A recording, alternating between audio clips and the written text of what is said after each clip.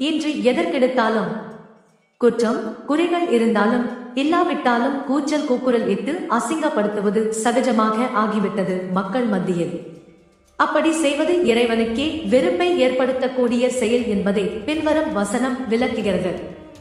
لا يحب الله الجهر بالسوء من القول إلا من ظلم وكان الله سميعا عليما. அநியாயத்திற்கு உள்ளானவர்களை தவிர மற்றவரும் யாரை பற்றியும் பகிரங்கமாக கூச்சலிட்டு குற்றம் கூறுவதை அல்லாஹ் விரும்புவதே இல்லை. அல்லாஹ் செவியுறுபவனும் நன்கறிபவனாகவும் இருக்கின்றான். அந்நிஷா அத்தியாயம் 4 வசனம் 148.